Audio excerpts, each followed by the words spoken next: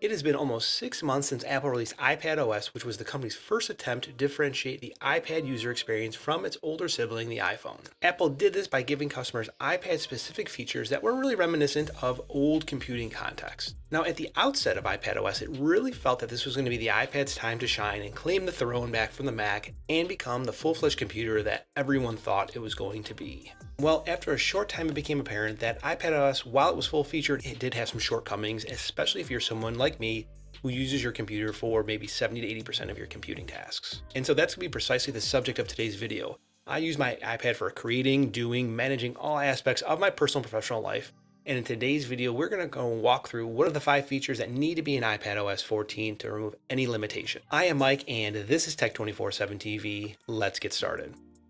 So before we get into the details, 2 housekeeping items. First, you're going to find timestamps to all the different sections that I talk about pinned in the first comment below. Second, I partnered with one of my favorite artists, Artliner, to go ahead and create a custom wallpaper for this video, and it is special for the iPad, and it really kind of invokes all the things that you try to accomplish with the iPad and how there are no limitations.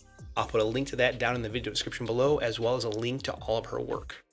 First up, it's multi-app split view. There's no doubt that the user experience on the iPad has grown by leaps and bounds, especially since iOS 10 introduced split view for Safari a few years back. Now, last year, that split view paradigm was even extended a little bit further when Apple introduced side-by-side using 2 different apps for iOS 13. Now, don't get me wrong, I love this feature because it allows me to effectively multitask by pairing 2 different applications together and dragging and dropping the new app on top of the current, and then really rearranging them to both need to get to a split view. So the problem is that, it's not really straightforward to figure out what window you're working in. So when you have 2 different apps side by side, the pill indicator at the very top is supposed to indicate how or what app you're using currently, but it's not necessarily always intuitive. That's the first part. And the second part is that switching between apps, you want to go ahead and pair a second app with your app.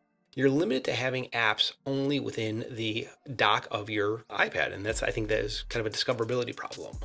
Now, I for one would love to see Apple introduce the same contextual menus that are found in macOS that allow users to choose the window and position of the split view window located in the menu bar for the app. Now, it wouldn't be perfect, but I really think it'd be a better implementation than what we have currently. And I think more importantly, you wouldn't be coupled to only using split view for apps that are in the dock. Number 2, external monitor. So you may or may not be familiar with the fact that you can connect your iPad to a monitor to increase your productivity regardless of what model iPad you have. Now, some monitors, like the LG Ultrafine here behind me, is the monitor that supports video over Thunderbolt as well as video over USB-C. And it works well with the iPad because it's a single connection and I can plug it into the monitor and start working quickly.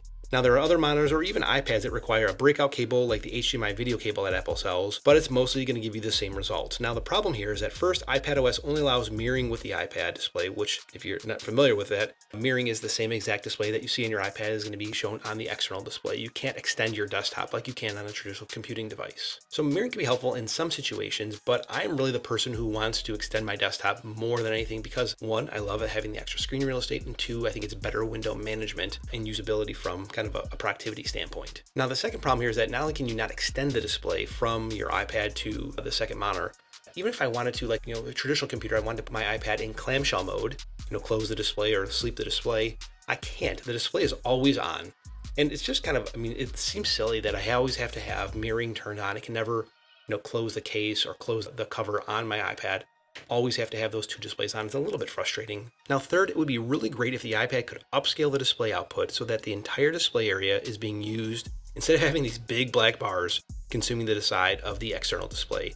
It's just quite silly the way that it looks. Now, all that said, I think there's really significant room for improvement in terms of using your iPad with an external display. And these are the things that, as kind of traditional computing context, that people are used to, when using their Mac or their PC, for everything else. I wouldn't consider them low-hanging fruit because there's definitely development and usability tweaks that are involved, but it's something that would really, I think, elevate the experience and allow more people to use their iPad as their primary work machine. Number 3, external recorder. Now, along those same lines, I'd really like to see the capability of the iPad Pro to accept an HDMI signal. So this is going to be a little self-centered, I'll be honest with you. You may or may not have the use case for this, but I am, recording this video here on an external recorder. I'll just kind of turn it around. It's right here. All right. And that is from atomos. And so now that video recorder takes the video signal in from the camera and records it to an SSD. And that SSD, they're not proprietary by any means, but they're more commercial or professional SSDs. They're not cheap, but they're certainly not expensive. Well, I have a 12.9-inch iPad that has a 512 gigabyte storage, and it would be ideal if I could pipe the video signal out from my camera into my iPad and record that content right on there. So I would be able to use the same device that I record, edit, and then publish that video from on a single device, improving or simplifying the workflow so that I can produce content more easily. Number 4, the Files app needs fixing. iPadOS ushered in several functional changes for the Files app, including my favorite column view, right, when you're looking at files inside of the Files app, and the ability to read and write data to an external drive like an SSD or thumb drive.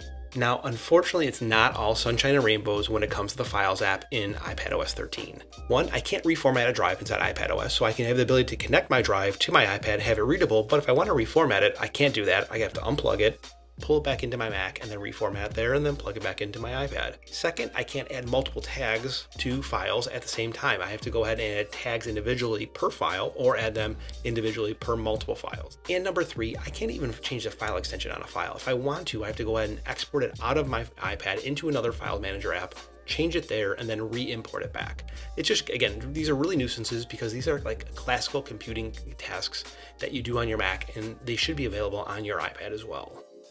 Now, number 5 is really going to be about better keyboard and better mouse support. Now, everyone knows that you can add a mouse for accessibility into the iPad, iPad Pro, and add it as a kind of external pointing device, but not in the true mouse context. Now, there are already rumors that are floating around that Apple's introducing new keyboards for the iPad Pro that will have a trackpad built into it somewhere, allow you to go ahead and use this for whether it's text editing, mouse support.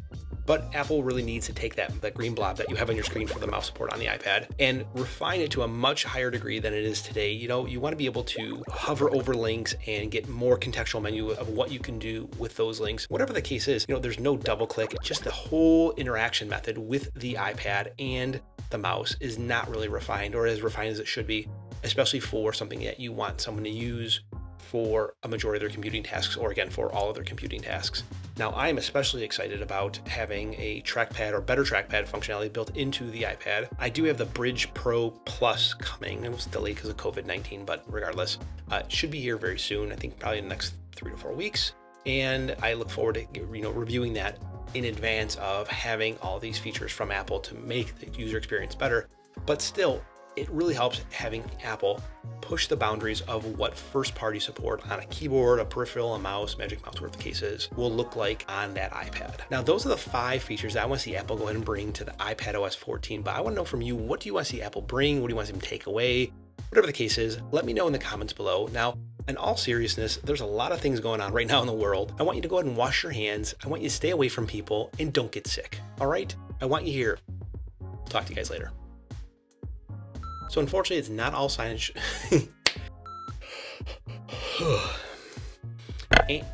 Well, I didn't eat breakfast, so stomach's growling.